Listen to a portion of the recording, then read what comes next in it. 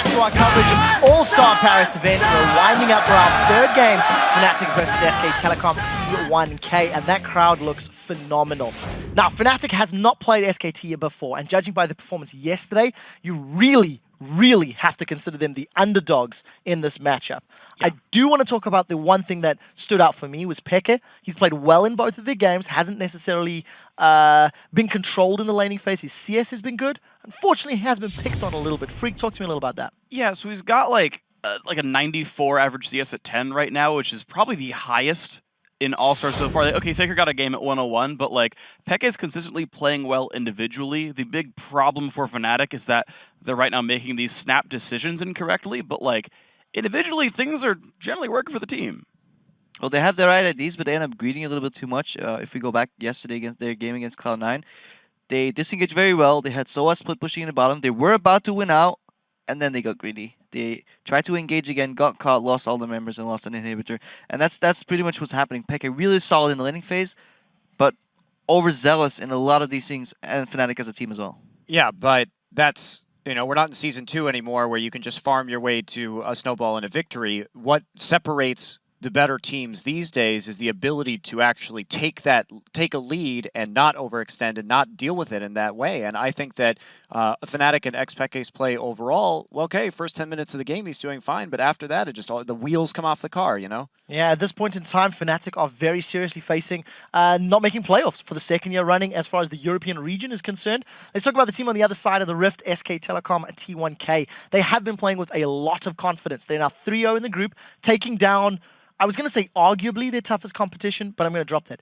Taking down their toughest competition, OMG, earlier today. They guarantee a spot in the playoffs. Faker is just, well, Faker's being Faker. I mean, Monty, do you think they need to do anything special? They need to be aware of anything Fnatic could cause them ruffles this game? I mean, maybe Faker will get camped again like he did in the TPA game, but that's the thing. Faker, when he's left alone, will be able to win his lane even under adverse conditions like we saw in the OMG game where he had not the most favorable matchup of Orion to Ziggs, but he's very comfortable with a wide array of champions. And so how do you beat this team? And the thing, too, is when we've seen him held down with TPA, he still did fine in CS, even though he died in lane. And there's always somebody else on SK Telecom. There's always that next man up to take over. It was Faker in the last game. It was as Piglet and Mondu didn't do too well in the laning phase and Impact. So you can make plays on one side of the map, but the other two lanes end up winning. Yeah, that was my initial thought as well. Let's shy away from Faker and maybe get Reckless and Yellow start rolling. But then you're like, well, Faker maybe expect it can go even, but then there's Impact in the top lane, and then Bengi knows where to go.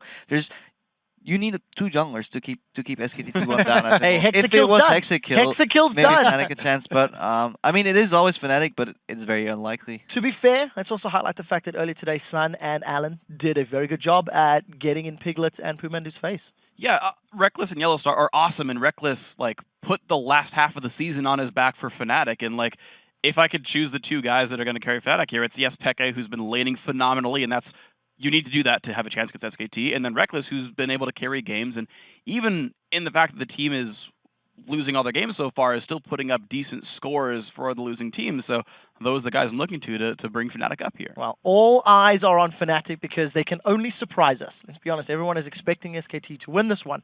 And of course, talking about SKT, you can't talk about the player that many consider the world's best, Faker. We received this tweet after his performance yesterday from @Sora Ryuzaki. That flash over the race was a #ThingsFakerDoes. Now let's send it over to Deficio at the Telestrator for more on this incredible play. Thank you very much, Quickshot. And as you just said yourself, I think we can agree, or most people will agree, Faker is the best mid laner in the world.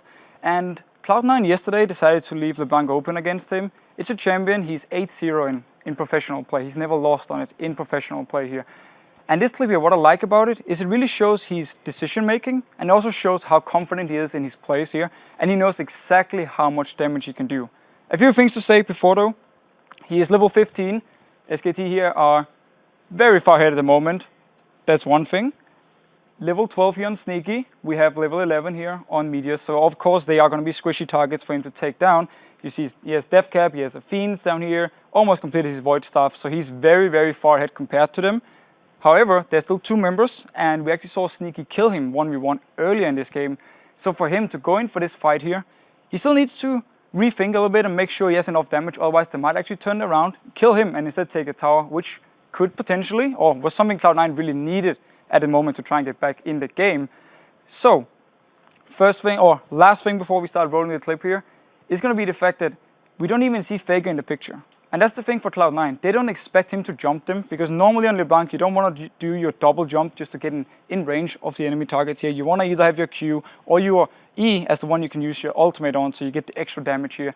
So Faker is going to surprise them and still have enough damage to actually take down Sneaky and after Meteor. So if we roll the clip now, we see him coming in the bottom of the picture, jumping in here first, W, and then he takes the next one, Q first, and then he takes the next W actually in the air. So he activates it. He gets the second W, and then he activates his Q onto Sneaky and just pops him down with the chain in the end. So he just instantly dies.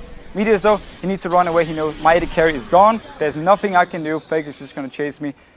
And there's just one thing to say. If Fnatic leaves this champion open here for Faker, then he's going to think, you know what, Fnatic, boom, and you are just going to die over and over. So Fnatic, please, for the sake of Europe, ban LeBlanc against Faker. Back to you, Trevor. Thank you very much. That was the most sincere please I've ever heard from Deficio. Before we get to the game, let's take a closer look at the roller coaster ride that Fnatic endured during the spring split of the European LCS, going from winning their first 7 matches against every European team in the league to losing 8 games in a row against every team in the league, ending at the All-Star Paris. We performed really well at Worlds, even if it was a bit unexpected for us. But then afterwards, we changed the player, and during the LCS, we started to practice a lot. We were like really hyped. Everyone thought we were gonna do good, and we did really good. Yellow's gone in! Got flash straight in, Timbers on towards him, but there's not enough damage coming out, and now Yellowstar gets pulled in towards the tower. Diamond joins them at the top here. This could turn out horribly for Fnatic. That's gonna be a double kill! The super mega death rocket! Everything was working really well. You went to every game thinking you're gonna do good. Fnatic gonna push on through. The final Nexus turret will go down, and Fnatic's win streak continues. They will be 7-0 in the LCS.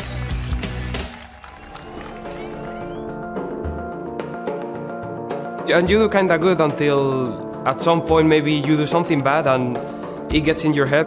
We got kind of over cocky, and it kind of backfired pretty hard.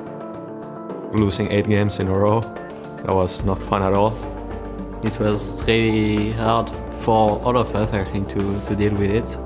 We were not aiming to win, we were rather aiming not to lose. The thing is, everyone knows like what we are doing wrong, and everyone knows what mistakes they are doing, since we are not like such bad players.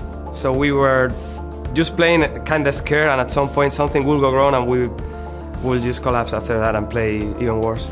Alliance gonna go in there, take down the Nexus turrets, and keep up their miserable run here from Fnatic. We just never realized that we were losing that many games, I think, in a row, until the point where people were just telling us like, dude, you're losing 7 games in a row, you need to make something happen, right?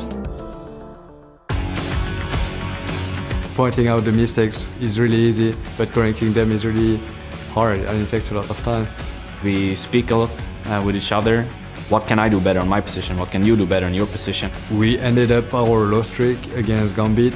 Nexus gonna be focused, and Fnatic finally do it. They pick up a win after losing 8 games in a row. And that win was more of a relief than a win for us. So it was just around that time we started to win again and get our composure together.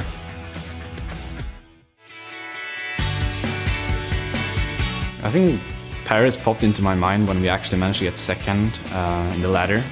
It was really close. It was like 1 win difference between first, second, third, fourth, fifth, and sixth. So then you actually felt like, okay, the wins we have now is really important. Imagine if we lost that game or lost that game. The better I see we are doing, of course my expectation change. I'm okay, we are doing really good. Why will I just be okay with staying in the LCS when we are doing really good and we can come to All-Star? Not many people are really expecting us to win, and it's after all this tournament is like a mini Worlds. Like there is the best team from every region, so it's really huge. I think it's gonna be probably the best event of the year. Well, a very heartfelt video considering the ups and downs of Fnatic. It is time for us to read the tea leaves, as it were, and predict who you feel will come out victorious in this next game. It is Fnatic versus SKT T1K.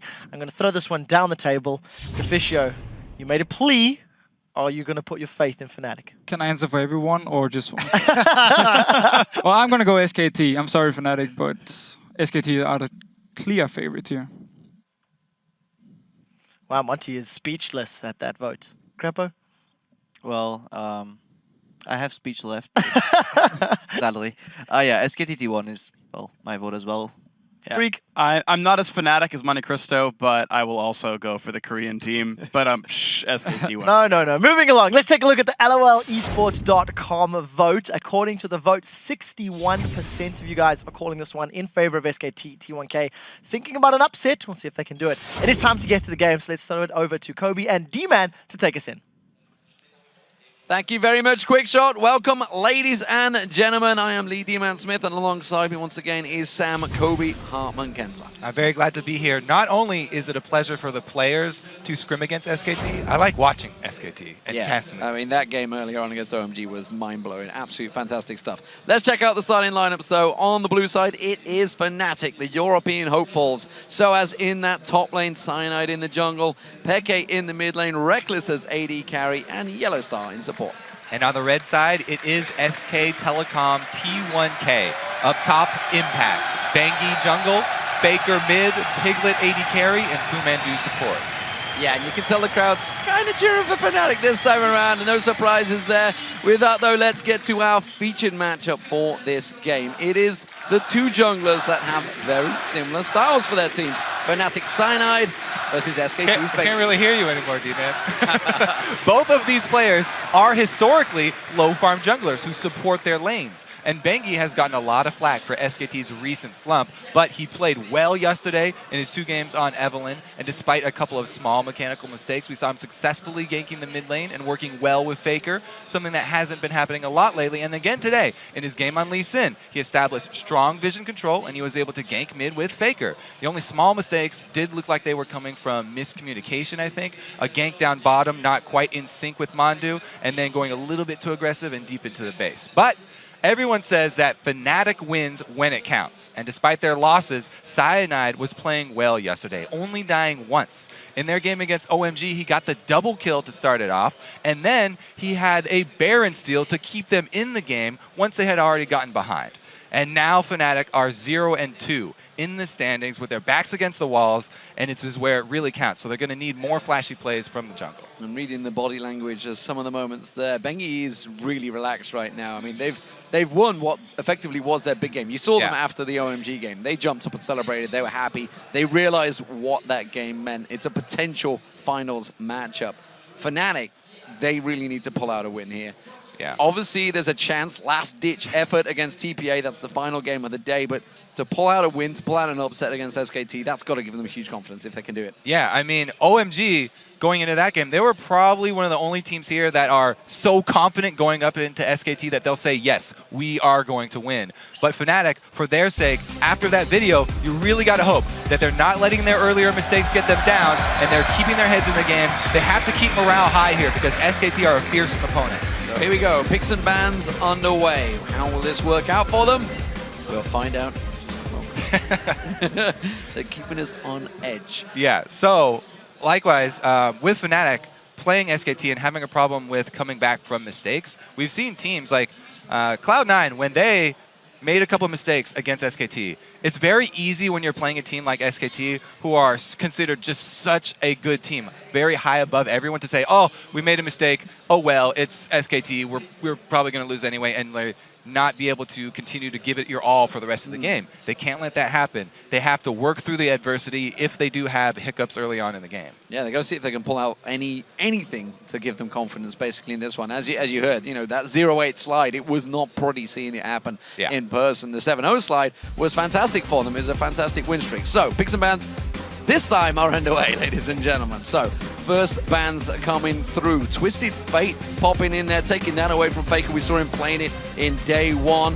Of course, Lulu also taken away, and that's going to be removed Peke and Soaz, that's technically from. Now let's look at the junglers here, because that's the featured matchup. Oh, it is the Evelyn ban, so he won't get a repeat Evelyn performance here from Bengi. I like that ban from Fnatic, even though Bengi also had a very strong Lee Sin game.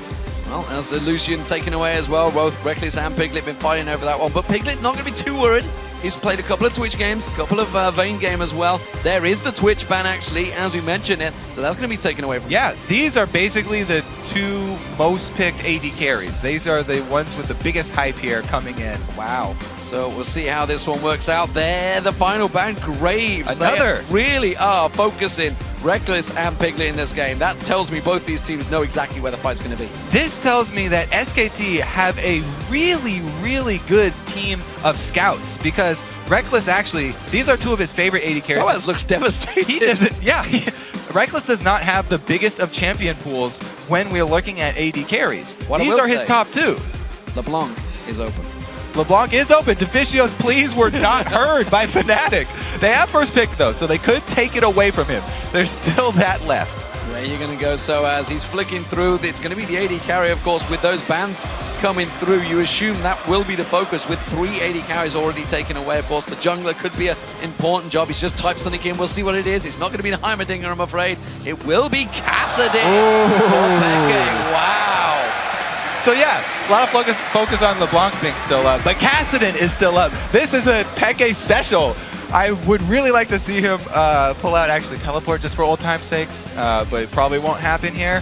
So many bans though being used on the AD carry position. 3 is a lot for Champion Select nowadays, that mid lane things were left open. And top lane, and more importantly, a Jax getting locked in for that top lane for Impact, who has been a beast throughout this tournament, honestly. Alongside him, Lee Sin as well for Bengi. Now, when you're already facing a Jax and you haven't been able to use any of your bans on a top lane, really the only thing that can handle it 1 versus 1 is Renekton.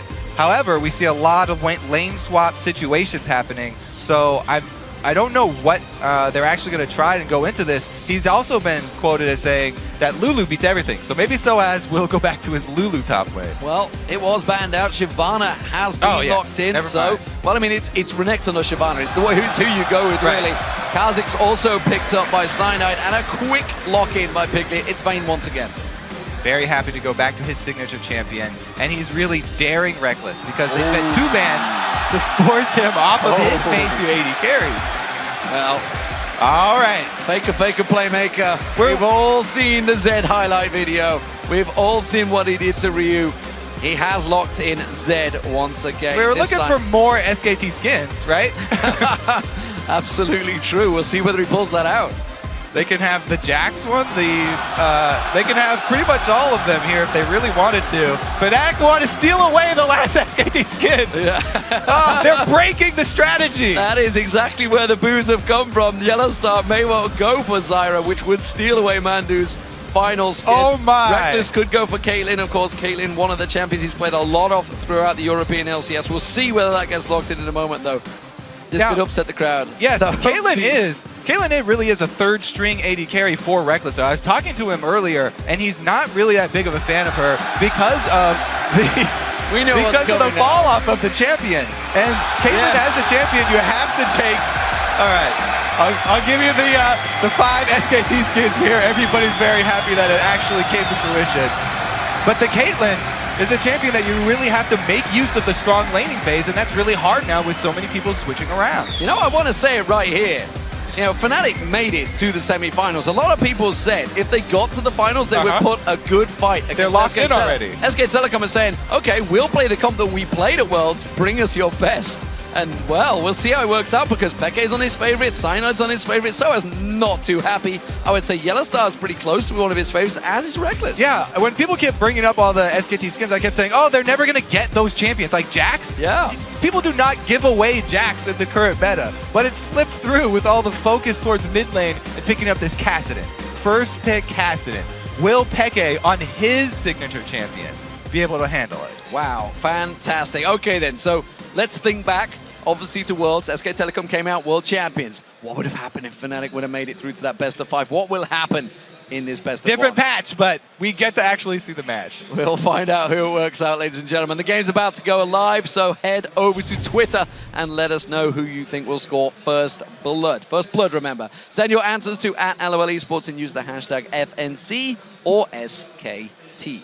And I have to say, it's already through. The game is loading, so Peke will be bringing the classic teleport. Cassidy with teleport, Peke. This is such a good matchup here. We get to see everything that fans love and know about these teams. This is quintessential Fnatic and SKT. Double teleports, of course. Exactly, Double teleports. double. Yeah, so as Fnatic. This is literally how Fnatic were playing at Worlds.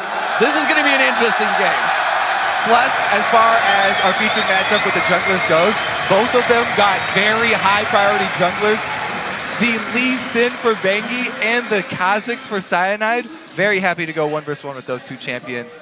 Here we go, ladies and gentlemen. We're going to get underway. Fnatic as the blue team up against SK Telecom in all their skins as the red team. Now, Fnatic have an extra ward here. They've gone with the true ward, the early ward that they can place. So a slight advantage for the level 1 if they want to try something, and they definitely do. They definitely want to try something. They're all in that jungle, but SKT know that they are here, and they are moving in their position. Fnatic may well get pincered here. Watch out. Everybody being in that bush, you could get a 5-man Jack stun if SKT could collapse at the exact same time. But Fnatic run him off from the backside because he's separated from the rest of his team. Yellowstar not quite in range for the Zenith Blade to lock down Impact, but look at SKT. They moved into position. Oh, the death bush, but it was given away. They knew they were there. Bengi is there. They're still all in the death bush. Now Fnatic. Oh, here's the stun. Oh, two-man counter-strike. Cynide's getting caught out. Soaz is separated from his team. Cynide's going to go down to the Ignite. No, the heal comes through. He gets away with it. Soaz separated now. Yellowstar getting locked up. He's going to take some damage from Piglet. And Fnatic have to back out of the fight. And they didn't even get their ward down in SKT territory. Uh-oh, Faker sticking around wants to stop as many backs as possible. The timer, minions are about to spawn. So if they can delay these backs, keep the low health bars, then it would be a huge benefit. Exactly what they're doing. They've just pinged their own blue. You can see Impact already making tracks down there. They're going to try and steal both these blue golems away at the very start. That Jack's stun earned SKT a big lead in this game. Even if they didn't get a kill, they do get a good summoner lead.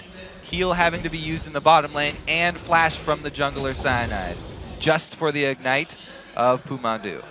So we'll see how bad that will be. Cynide's going to move in. If he can get close enough in time, he will have Smite. He will be able to steal it away. Impact, remember, of course, only having to do it, but you can see he's going to sneak around there. Impact actually just back timed away it up from for this him. one. Cyanide tanked it down, and, well, Cyanide gets away with it, steals it away. We did see Bengi actually went around to the large wolf as well, so I think he's taking that one away from him, sticking around that mid lane. Great reaction from Cyanide, making the best of a bad situation. Now, the early invade did result in 2 top for SKT. They've got their support as well as AD carry up there, and it is going to be the lane swaps. We're also seeing the same rotation here. Jungle or that's top a laners risky going down teleport. bottom.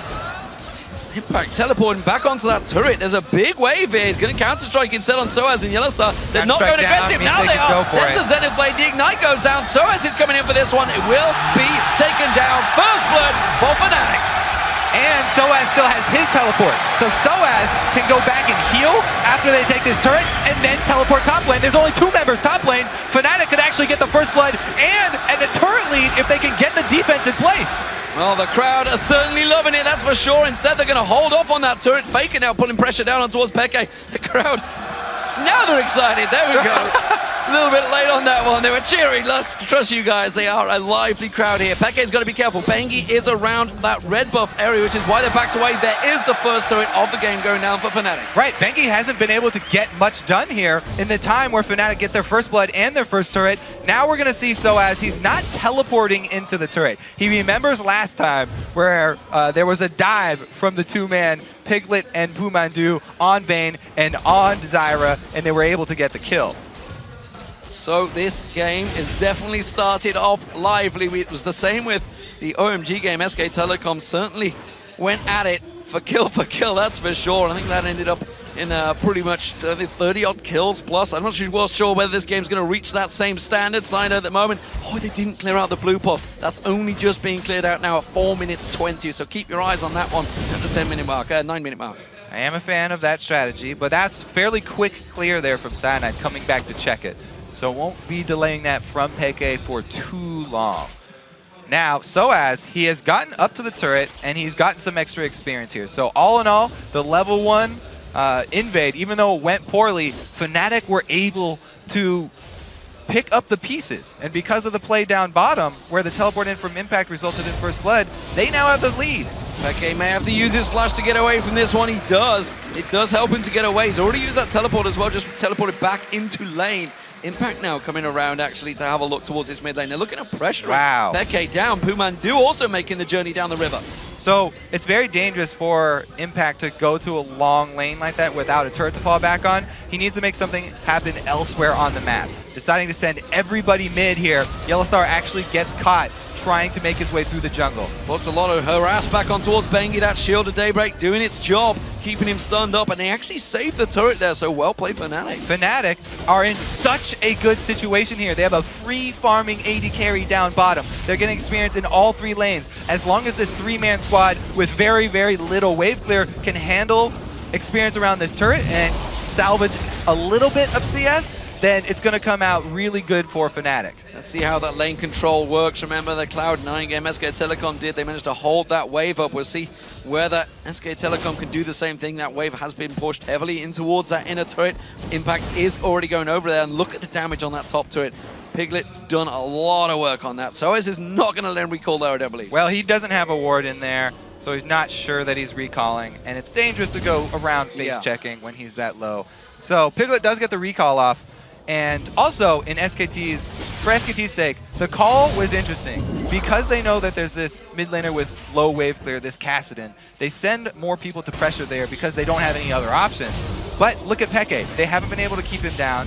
They weren't able to get too much damage on that mid turret. And now that Reckless has gotten his full solo lane farm, he is extremely strong, heading up level 5 to this mid lane turret. Caitlyn, I said she had to make great use of the early laning phase, and they are doing just that. Yellowstar running interference duty there. That turret down to half hit points in the mid lane as well for Fnatic. So, Faker trying his best to keep him away. Of course, has hit level 6, hits that ultimate level earlier before Peke. Yellowstar's going to be so careful. He's only level 3 going that deep in the jungle. Blind.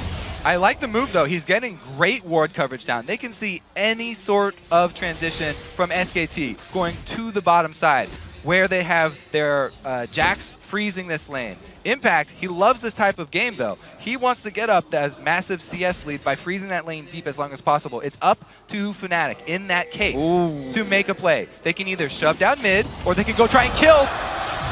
Well, they've got the lock-up on him. It's not enough with that Living Shadow available, though.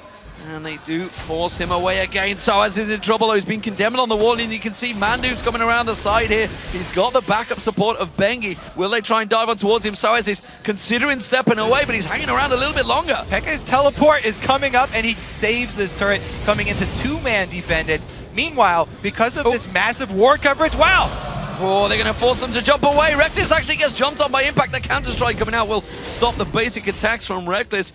A lively opening, but Fnatic are looking good so far. Because of the ward coverage on the blue side that Yellowstar went to go to very early there, they can continue pressuring this lane. And Impact trying to freeze it, they can break the freeze by sending their very strong AD carry, this early game Caitlyn, who got a whole lane to herself, over there, and they shove it up to the turret. Now making their move, rotating back to the mid lane where there's no one to defend it, so they'll trade that turret for top. So top turret goes down 1-1 at the moment, but the mid lane turret, as you mentioned, will go down to Fnatic. 4 members in there, clearing that one down, no problem about that. So one teleport was used to save that top lane or delay the destruction of the top lane turret. They still have one in their pocket. You mentioned in the beginning, this is the Fnatic style to run with 2 teleports. They still have 1 extra to answer Impact's teleport. Even though SKT have been keeping that one in their pocket, letting Impact freeze that lane, they still have an answer here. Soaz can actually do the same thing. He now is the one who's deep in his own territory, and he's going to start building up his CS. He needs to be able to catch up to Impact, because Jax with a lead on Shyvana is very dangerous if those two meet up. big difference is. So actually, let's take a look at those items because we haven't really had a chance to just yet. We can see the Seeker's Arm Guard now for Peke, Bilgewater Cutlass. So we're going to see Blade of the Rune Kings on Faker and Piglet. We'll see whether Impact chooses to go the same way. He hasn't yet to go back. He's got that 56 CS, so it's working out very well for Impact actually. Despite all the movements he's had to make in lane, he's actually kept ahead of SOAS. And both top laners will have huge purchases when they do go back because they've been sitting at those lanes for a very long time. Now what you want to watch is what each team decides to do with the big lanes. Because SOAS also is building up a big minion wave, but Impact's right here. It looks like Fnatic are going to be under a lot of pressure. Everybody from SKT trying to work with this giant wave and this cannon minion to make use of it and go for another push! Oh, Yellowstar tries to get away. The ultimate coming out from Faker. They get locked up on that tower. That's going to be in down. Reckless gets pinned on the wall. He gets dropped as well. And they just both completely melt. SOAS considering jumping in here. Is he going to come around? He's got Peke with him. They're just simply running defensive duties. Impact actually gets caught out. Goes aggressive. Counter-strike is not going to land. He leap strikes away to Faker. And now they're going to close on towards it. But it's a 3v5. They can't surely push. Yeah, just a few seconds too slow there from Fnatic to be able to get down and defend that. And the teleport was not enough. They got SOAS in there, but now they're going aggressive as the rest of SKT are backing off. Impact shows himself in the top there. Cyanide jumps in with the stealth running. Is it going to be enough? Cyanide goes down. Pumandu going to get taken low, but Peke can't get the kill on towards him. Peke's in trouble. He gets taken down as well. So is the last man standing. He's going to get dropped as well. And just like that, it's another bunch of kills for SK Telecom. Fnatic just too slow to the party. Far too aggressive for Fnatic. Not only do they give away kills, but they give away another bunch of CS to Impact. He teleports up the top lane and he's getting another lane of farm, but they're also trying to get 2 objectives for that. A little greedy here from SKT trying to get Dragon and bottom turret at the same time. Yeah, risky play. The Dragon's going to get reset, but they're going to try and collapse on towards him. Remember, there's no tower here. Peke and Yellowstar. Peke using that teleport. Faker and Bengi both very low. Reckless is going to keep them in vision. Peke chases around. Piglet may try and escape. Ace in the hole. Takes Bengi down to nothing. Peke instead is going to chase on towards him. Reckless is going to be careful. He's got 2v1. Faker goes deep on him towards him. He jumps away. Cyanide leaps in. He gets one. Now Bengi's running for his life. Can he get away through the jungle? He's got the support of Mandu just off the side. He can safeguard away to him. Dragon. Peke's there to hold him though. Peke going to try and chase on towards this one. Will have another Rift Walk. It's going to cost him a lot of mana to try and close that gap. He's going to come around the side. Will have his force pulse available. Gets caught by the grasping root. Bengi's still chasing away. He's going to surely safeguard to Pumandu, who now gets focused by Peke. Peke closing in towards him. Cyanide coming in behind him as well. Cyanide puts the ward down. SOAS is not moving. Double. He jumps away. Gets caught out. Gets himself 1. Gets himself 2. Gets himself 3. And Fnatic gets the 3 kills in a row. That was almost a 4-minute long fight, D-Man, starting in the bottom lane and ending on the other side of the map. And that whole time, SOAS was just farming the lane. He had the confidence in his team to get those 2 kills after that long chase. SOAS was actually the one building up a large CS, and he's caught up to Impact here. They even got the kill on him. And now they're going for Dragon. Faker is just off the side. I don't think they're going to get involved in this one, so Fnatic will take the gold lead. It's just 1,000 gold. It's still very tight between them at 7 kills to 6. What a game here from both teams. Starting up just from Champion Select, you knew this was going to be an exciting game, and they have not disappointed. And the thing is that SK Telecom clearly having a little fun with this game. They know they are close to being top of that league, and a loss here, though, could be a big difference, especially for the likes of Type A Assassins and Fnatic. Yeah, it does mess with the group stages a little bit. Here we go. This is the Fed Jax going on Shyvana. Really winning that trade fairly easily. Now it's dangerous for SOAS to remain around because all Impact has to do is charge up a full passive stack so he gets the attack speed, 2 auto attacks for his ultimate, and then he can go aggressive on SOAS once again. SOAS sitting on his ulti though will have an escape. Blue buff for Faker. So we'll see how this game develops. At the moment, Piglet's down the bottom. He's got the help, support of Pumandu always at his side. Peke is down there alongside Yellowstar. Peke is going to stick around for a little bit longer, and that's actually leaving a dangerous combo in that mid lane. Reckless up against Faker. And this is the old Fnatic that we were looking for, that we were wondering if it was going to come back out. Double teleports, solo lanes, split pushing. Pretty much just classic Fnatic here. They're waiting for the teleport to come back up from Peke, but SOAS is still sitting on his. Now he's returning to his fight with Impact, and like I said, this one is very dangerous for SOAS. He's also going back into this dangerous fight blind, 0 ward coverage on the top side for Fnatic. Bengi's making the correct call here. Yeah, and he may well sneak all the way around into the tri-bush here. I think Soaz is well out of position. He has got Dragon Descent available, no flash though. Bengi's going to continue go deep. Is he going to ward out? Yes, he is. Just behind the blue. He's going to start off with Larry White on the side here. And we'll see whether he chooses to go for Soaz. We were talking about there's a lot of things to keep track of in Hexakill because there's so many champions and you have to time all these different things. But again, against Fnatic, you have to do a lot of timers as well. Keep track of 2 teleports, not only all of these flashes. Looks like will have the attempt at the second steal here. Cyanide's not close enough to steal it away, so Bengi will be able to deny that blue buff from Kassadin. It's very huge for SKT to get back in this game. Yeah, remember Faker had already taken his own, so not available for Fnatic. As you mentioned, it's going to be Peke getting jumped on. Didn't manage to lock up Impact, and that was a fairly even trade in damage this early on. Impact has finished his Blade of the Ruined King, so he's feeling extremely confident right now.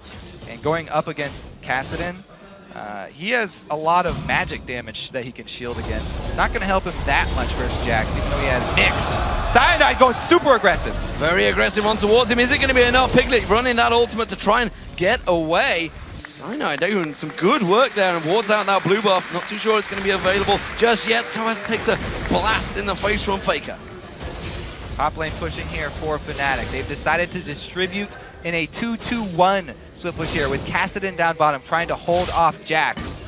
Meanwhile, up top, they can't get much done on Faker, so another move, Yellowstar trying to clear out vision. They know that this is SKT's biggest strength. One of the best things about this team, Bengi with the early sight zone, just puts it back down though. This surely starting to be a problem. Oh, I tell you what, Bengi going to get locked up here. The Zenith Blade does land. He will get away in time. What I was about to say is surely a problem, the fact that nobody really can go solo with Impact this early in the game. Yeah, as I said, he's feeling confident, and it's for a reason. We'll have to see how this plays out. Who can actually split push against Impact? Because Peke right now, he's just trying to grab CS and avoid taking too much harass in the trading process. Bengi using his ulti kick, punting Soaz into the Baron pit there. Faker doing a split push, Impact doing a split push, everybody else farming quite happily. Piglet is feeling fairly confident in that mid lane, and Bengi's just trying to create opportunities and stealing any part of the jungle that he can. You can see Cyanide and Peke, again, trying to close an Impact, but he reads the situation. Yeah, this is the thing about Kassadin. You can continue to chase even if they see you with a pink ward. Cyanide's coming back in. Yellowstar with the double stun. Solar Flare, ace in the hole. They're going to lock him down. They will get bounced by the Stranglethorn, but Mandu has not done enough to save the life of his top laner. Great roaming here from Yellowstar, making use of those mobility boots. He's done a great job. We talked about him combating the vision from SKT earlier down on the Baron pit side. He's made it all the way up top to make a play on this Jax. Your question was, who will deal with Jax? It's going to be 3 people, D-Man. They're going to converge from all different sides and chase him down. Oh, Faker's going to find Soaz in the bush. Soaz not too sure if he wants this fight at the moment. There's going to be the ultimate pulled out there. Uses the Dragon Descent at just the right time. Flash comes down from Faker. Tries to catch on towards him. The Living Shadow not enough to close. But Piglet's been caught out. Peke's managed to find himself another target. The AD carry goes down. This is Fnatic making use of their mobility, and that means 5-1-2 Peke Kassadin with teleport. This will be the story of the game for Fnatic. Peke in the driver's seat. You know, I was talking to Fnatic on Tuesday when we had the players dinner. I was with them and I was like, you know what your problem was at Worlds? You pulled out Kassadin too early in the group stage and it got banned away from the rest of the tournament. This time around, Peke does get it. He's got 5-1-2. We always used to say at Kassadin, if it gets going. But is it the same with this new Kassadin? It is not the same. There are many differences. Towards the late game, he's actually even stronger than he was before. But his main strength is against mages, and SKT do not have a true mage on their team. Fumandu is a support. Here we go. Faker, though, gets it turned around on him. Soaz going aggressive. Almost has his ulti charged. He's got no energy, but Impact joins him in the party. Soaz can't close that gap. Peke comes in though to save his life. Manages to get the silence down. Soaz is in big trouble. He's going to get locked down. Tries to sidestep, not enough. And now Peke's in trouble. Mandu comes in. Peke comes in. Not able to get away. And that's a double for SK Telecom. Fnatic take down Faker, but a good collapse from SKT are able to avenge him and take out both solo laners, both teleports, takes away so much playmaking ability from Fnatic. And you keep mentioning the Kassadin that got through for Peke, how SKT let that one through. they let it through because they focused Reckless in the bans. They took away the 2 AD carries, and they forced him onto the earlier game-oriented Caitlyn, which awarded some towers for Fnatic, but we have to watch how this plays out. Will Reckless be okay late game? Because Piglet actually is the one under fire now. He's coming in, he tries to use the stealth, the Zenith Blade lands, he tries to sidestep in there, Reckless catches on the Condemn onto Cyanide, not enough. Cyanide gets himself the kill. Teleport comes in from Impact, 3-man stun there. Now he can see another teleport coming through. Soa's coming around the side, there's going to be Cyanide dropping though. Faker manages to get himself the kill, there's no teleport available for Peke just yet. Soa's going to get caught out, Impact gets himself a double. There were multiple baits by both teams in the last fight here, and both teleports being used. Pekka is not back up yet, so he could not turn the tides of that one. But SKT did a great job backing off as soon as they see the teleport, and then they already had everyone else converging down to the bottom lane because Piglet had gotten caught out. And, okay, so let's watch this again. Everybody converging from SKT. You can see them 3 moving down because Piglet is caught. Teleport comes in. They think they're going to turn this one around. And the second teleport shows from Fnatic. Now they think they've turned it around on Impact, but Cyanide goes too deep because of that confidence. And this is when the reinforcements finally arrive. So the second wave from SKT is able to clean up. And you know, just like the OMG game, you could argue that's down to poor vision. They had no clue of what was coming in that jungle area, just like OMG did. They went way too aggressive. Yellowstar going in on Faker, getting the double stun lock up there.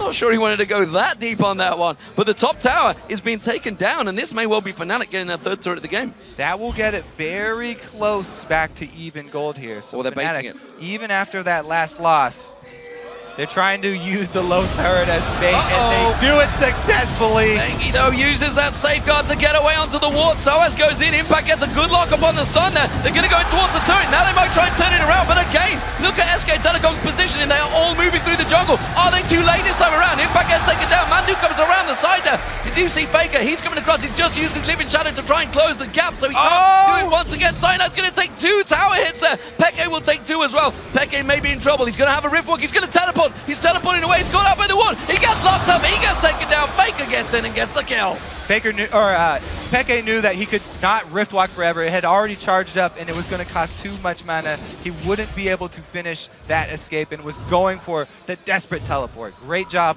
by Pumandu locking him up. Meanwhile, in the bottom lane, Piglet had been shoving in on this Caitlyn, and Reckless has to be careful. In 1v1 with the Vayne, he can no longer take Piglet. He's completed the Blade of the Ruin King. Piglet is ready to duel people.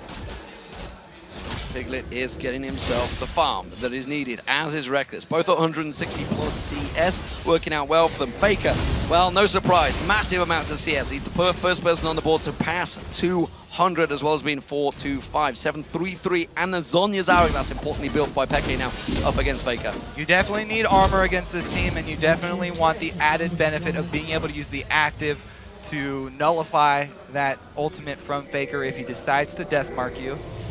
So it's a great pickup for him. But worried about all of these duelists on SKT. They have so many options for people holding their own inside lanes. Everybody with a Blade of the Ruin King is a strong duelist. Well, at the moment, they want to make sure that turret goes down. It was so close to dropping before. This time around, Impact still jumps on Soaz. So confident that he can just pounce onto Soaz's head and not have to feel the consequences about it. Peke back down that bottom lane, keeping that farm going. Cyanide is building up a fairly tanky Kha'Zix right now. He's got that Randian Zoman in there, as well as the Elder Lizard, whereas opposed to Bengi, who's just gone for that Hex Drinker. Yeah, I like the build here from Cyanide, but Peke is getting engaged on. He's going to have to Zonya's. Zonya's, is it going to be close enough? It will. There's going to be the ultimate pop in from Faker. Living Shadows gets away. Now this matchup used to be a little bit easier for Cassidy because he had silence. No longer the case against Zed. He's just got to run away, and he had to burn his active as well. They're not done yet. Solar Flare goes in on Faker, but again, lack of vision. They do manage to lock him down. Stranglethorns comes out. Cyanide once again leaps into his prey. Bengi using that ultimate to kick away. Peke trying to catch on with the Riftwalk, not quite close enough. Meanwhile, in the mid lane, you can see Impact closing around there. Bengi's going to get locked up once again. Stranglethorns closes. Yellowstar out once again, though they just can't quite get close enough. They can't chase on towards them. They do manage to leap in there. Bengi's going to get locked up. Cyanide gets himself one, gets himself a second as Peke gets the kill. Now Impact's got out of position. The vision control you're talking about that Fnatic needed last time they got caught out. Now it's SKT! Soaz pulling some damage down on Impact. He has to leap away. What will happen though? So SK Telecom got the mid turret. They got very aggressive in the bottom. After they scared off Kassadin, they felt like they had control of the bottom lane, but they didn't have the deep vision to push that far up. And Fnatic played it so well. Cyanide hiding behind that wall, waiting for the perfect opportunity, and Yellowstar hitting everything that he needed, locking up Faker, and then being able to chase. With Kassadin, you cannot run away. He is so good at chasing people down, and that is Peke with 9 kills now. Peke trying to bait in Piglet there. His buddy coming in, Cyanide alongside him. Piglet fancied that one. Peke was very low on health, and he is wisely going to back away from this one. Yellowstar already making his way down there. Face of the mountain completed by him, but look at Mandu. He's going for the haunting guys.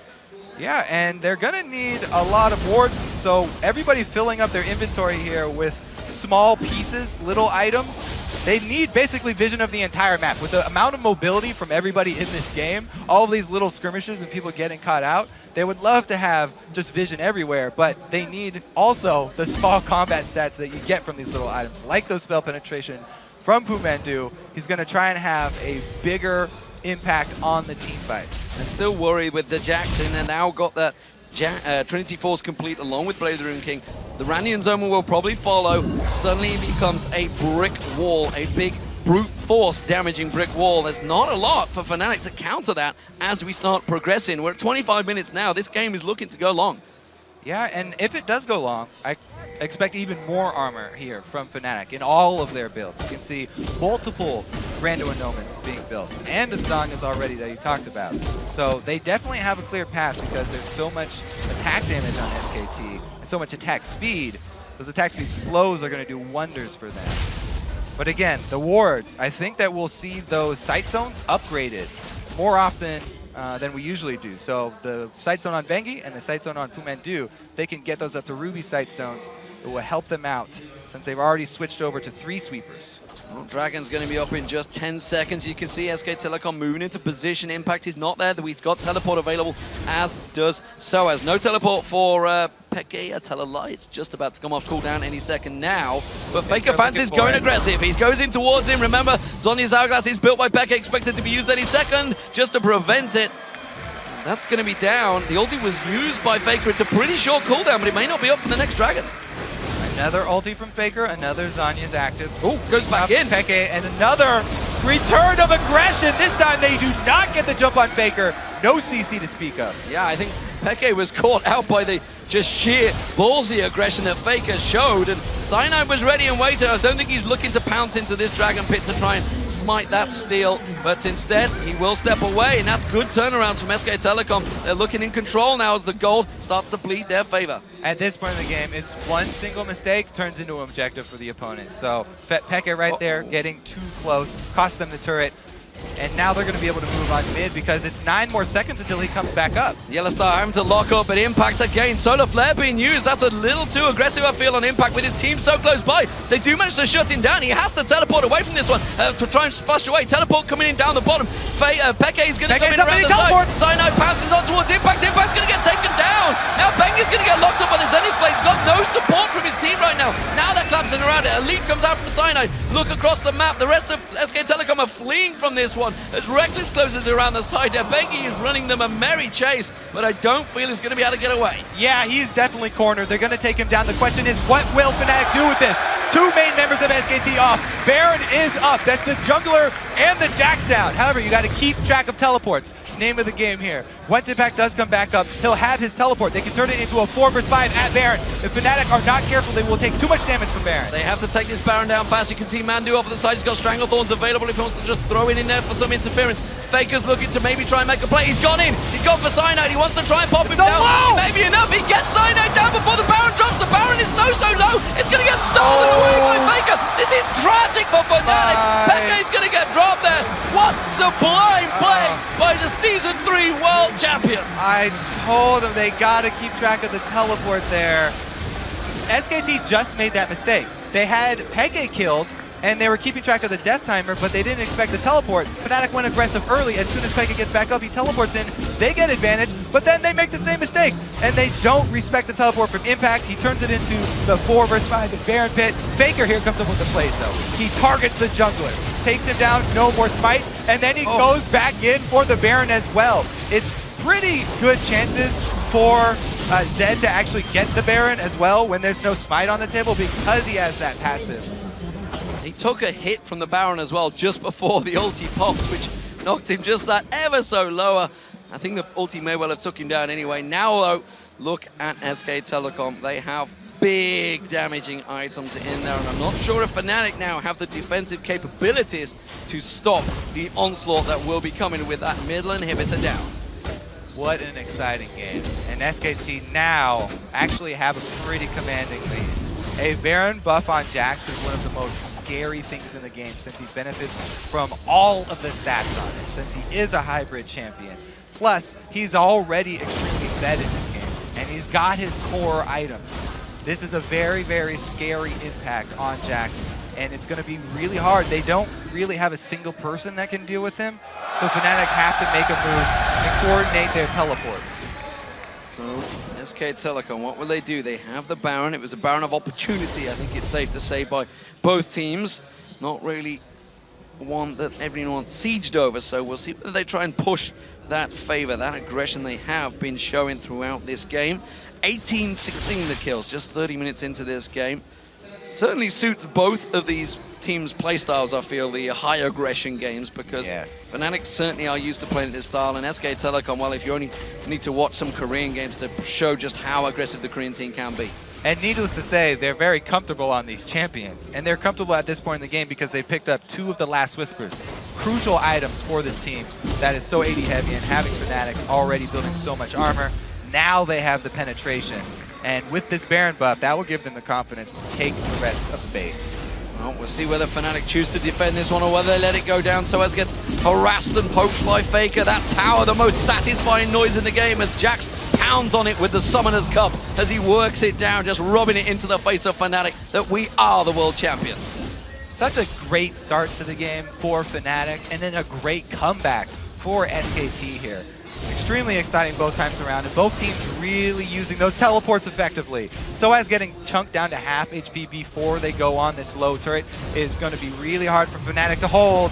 Yeah, they realize he's gone back to the fountain. Impact thought about going in with that counter-strike. Peke does get a little bit of poke on Faker, but again, with that Baron buff, it will just generate back up there. Peke dropped to half health. He needs to go back to the fountain. Still trying to use the last bits of this Baron buff, though. SKT are not giving up the push.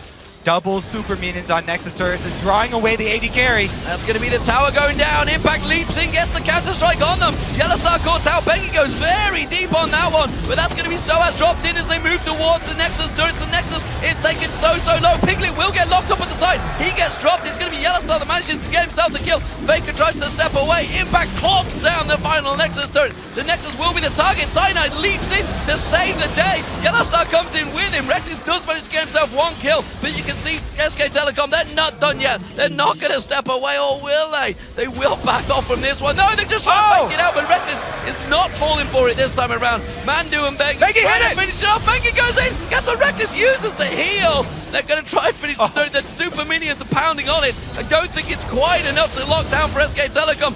Reckless has to defend it. He's going to end it. The minions are all over it. Mandu misses the ultimate there. Oh, the passive, sorry. Bengi gets locked up. He backs away. They have to defend these turrets. It's no one taking it down. I'm not sure. I think they've just about cleared the wave. One more hit is there. Yellowstar blocks it with his body. And Fnatic survive for now.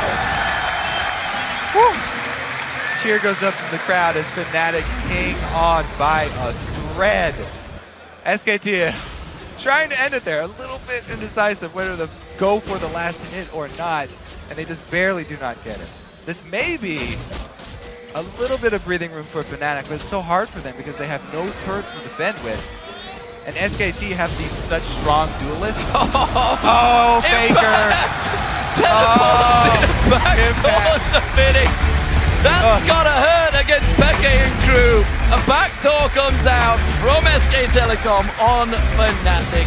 What a game, ladies and gentlemen. 22 kills to 19, and really SK Telecom putting on a show for the fans here in the Zenith in Paris. Wow, that SKT skin tricked me. I thought that was Faker, but Impact was a teleport. What a sneaky ending, and what a way to end a game against Fnatic. The team known for teleporting in backdoor Nexus. Yeah, that's gonna hurt, that's for sure. But Fnatic, I think they can take something from that game. They look pretty strong, and SK Telecom, while they're having fun with the game, gotta be careful. Things like that don't slip away from them. They are, of course, now going to be top in the group. They are 4-0. They are clear favorites in first place. The question is, who will they face? Will it be now Fnatic or Taipei Assassins? Because that who is their potential targets in the semi-finals. Will we have just seen potentially the semi-final for tomorrow? I don't know. Our last game of the day will be TPA versus Fnatic. Looking forward to that one each side. Big game, that's for sure. I'm not too sure how much you can analyze, how much you can read into that game, because you can tell SK Telecom are having fun with that game. The fact that they went with all 5 skins, all of the champions they played, it's what you guys at home, I know, wanted to see. I know you wanted to see it against Taipei Assassins. It wasn't to be. But SK Telecom, even on a fun game, still looks scary. That was a game really tugging at the heartstrings here. Peke with his teleport cast in, SKT with their classic champions. And it was really fun to watch, too, because both teams made a lot of good plays and had the upper hand at one point. I think it shows that if Fnatic had have got past Royal Club, it could have been an epic final between the two of them. Who knows? We'll never know, that's for sure. What do we take from this? For Fnatic, looking at this game, they obviously got a couple of champions they wanted. They had the double teleport. Do we see them look into a team that could take down TPA after TPA's performance with Cloud9? Yes, I do think that. I think this game actually gave them confidence. Playing this well against SKT, you know, going back and forth with the champs. Cloud9 talked about how fun it was just to get stomped by SKT and just to take scrims off them once in a while. I think that Fnatic will feel more confident after this game than they did after their first 2 losses. Well, for now, though, we are going to head back over towards that analysis desk to take us through with the panel of experts to break down SK Telecom T1K's 4th straight win. Thank you very much, T-Man and Kobe. I'm glad you two survived that game because that was chaotic. I do want to kick this one off talking about the fact that that was the very first time Faker has elected to pick a skin and use it. It's his 2nd ever skin used in competitive play. This is not a lie nor a joke. Monty, do you briefly want to explain the story? Oh, yeah. So he accidentally used a skin during the Champions Winter Finals up against Ozone, where basically the person who was testing his computer was playing Riven, and then he picked Riven, and it was defaulted onto the Battle Bunny Riven skin. So this is the first time he's intentionally used a skin. And what a way to do it. It was dramatic. I want to talk about Fnatic's team composition. They went old school. They had double assassins, double teleport. I mean, you played against Fnatic when they were in their prime, winning with this comp. What was your take on Fnatic and how they started the game? Well, so first of all, Kassadin pick here. It's been banned by SKT in every single game, but because they wanted to play Zed here with the skin, of course, they left it open so Faker could pick the Zed into it in the lane here. Otherwise, I don't think Fnatic would actually have gotten Kassadin. However, they used it well. I mean, the replay we're going to bring up now here on your screens actually really shows how Fnatic played earlier on. So let's pull up the replay and really see how the game was with chasing and everything. It starts down here in the bottom lane. Faker, I believe he might actually have already gone aggressive onto Peke here, but let's just roll the clip. Yeah, he's already gone into Peke. Peke uses Sonya, uses Flash to get away. He stays to farm a little bit, and then Fnatic just goes aggressive, gets the first kill onto him, and then they continue to chase him. This is what they did all game long. Whenever SKT were looking for fights or overextending, Fnatic would be there with the Kassadin, with Cyanide on Kha'Zix and just chase them on. I mean, Kassadin is still probably their best champion in the game, actually, when it comes to chasing, and it's what they did here. Well, this is just a great example of how Fnatic played the entire game. They chased, they chased, they chased. They got more kills, they got more kills, they got more kills. It never equated to towers. Yeah, that was great, it was exciting, but it wasn't control. Yeah, well, we have to preface this all by saying that the game didn't matter for SKT, but it also didn't matter for Fnatic. All they have to do is win their next game to stay in the race. I do like that Fnatic actually ended up picking a Brawl composition. No more poke comps. So as earlier said, the IHL composition was bad. Still don't agree. They just didn't play the poke comp right. But these Brawl comps, this is typical Fnatic. They seem to go a little bit too far sometimes, but somehow it ends up working most of the time. And especially in offline environments when you have the crowd behind you, this will be a really big boost for them.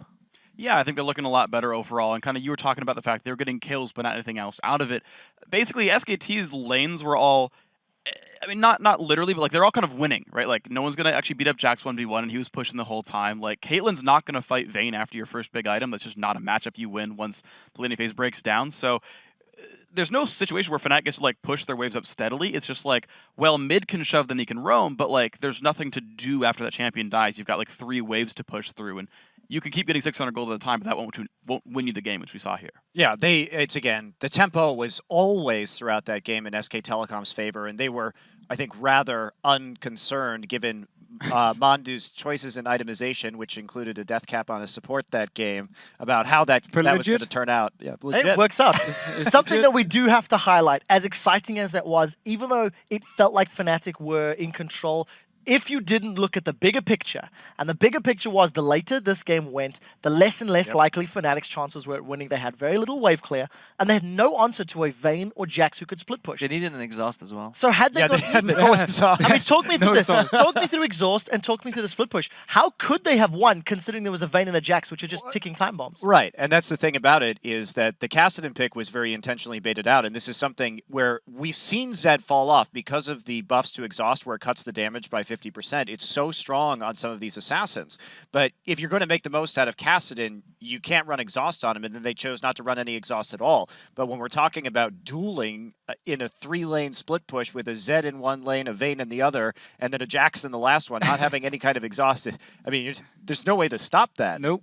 They almost had too much split push though, because they can only put one split pusher in each lane, and then one of them needs to hold mid at least. The only thing working against SKT was somewhat their lack of wave clear.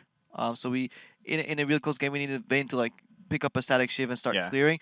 If they had an exhaust and they made good picks and they used their teleport correctly, yeah, Fnatic had a chance. But SKT1 was always in control of this game.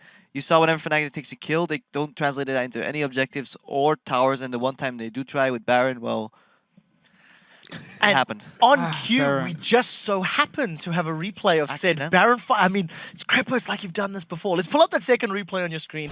Baron, I don't want to use the word desperation, but I think you could... Opportunistic for Baron. Monty, you felt quite strongly about this play, so let's throw this one to you. All right, let's do it. Let's actually get this rolling right here. So you can see 4 members with Yellow Star joining. And the ward comes in down over the side. And as Deficio points out earlier on, Cyanide probably shouldn't be clearing that ward. No, I mean, even they can... Everyone else but the jungler should be clearing the ward here, because once he goes over to the wall to actually clear the ward, he's in position for Faker to just ultimate him over. Faker didn't even have to shadow over to kill him here. It's just so easy to pop him down. Then with Pumandu, of course, with all his AP and his ultimate, killing him. So... a little bit of a mistake by Cyanide, but Fnatic didn't need to get this Baron. Right, that burst is pretty severe, and especially when you have a Zyra who has itemized for a little bit of magic penetration and a little bit of AP. When you have all that shred on you from Baron, and in the Baron pit as well, the perfect size of the, Whoop, knocked off as well. Cyanide's really good at smiting, but it's very hard to smite when you're dead. You can't smite through death, right? You can't smite through being smoked. Well, very, very exciting game. SKT go undefeated in the group stage. They guarantee themselves that first place seed going to playoffs. We know that ONG will be battling Cloud9 next. They'll be looking for that second place.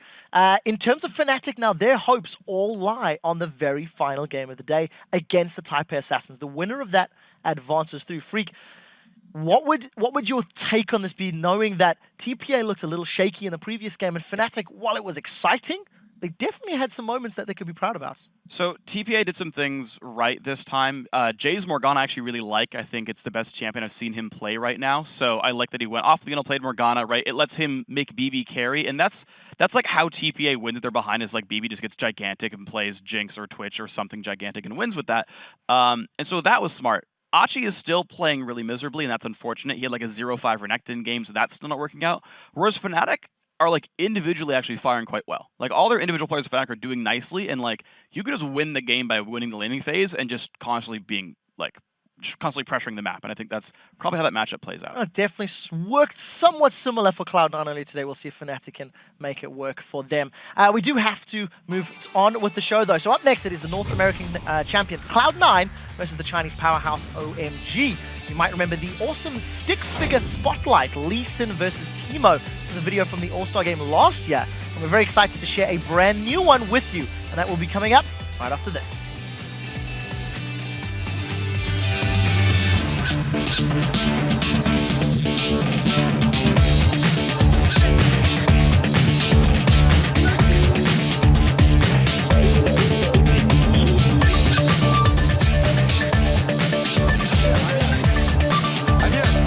I'm here. Get it. Jump. do it successfully. Bengi, though, uses that safeguard to get away onto the ward. Soaz goes in. Impact gets a good lock upon the stun there. They're going to go towards the turret. Now they might try and turn it around, but again, look at SK Telecom's positioning. They are all moving through the jungle. Are they too late this time around? Impact gets taken down. Mandu comes around the side there. They have to take this Baron down fast. You can see Mandu off the side. He's got Stranglethorns available if he wants to just throw it in there for some interference. Faker's looking to maybe try and make a play. He's gone in. He's gone for Cyanide. He wants to try and pop him down. Maybe enough. He gets Cyanide down before the Baron drops. The Baron is so low. It's going to get stolen away by Faker. This is tragic for Fnatic. Pepe's going to get dropped there. What sublime play by the Season 3 World Champions.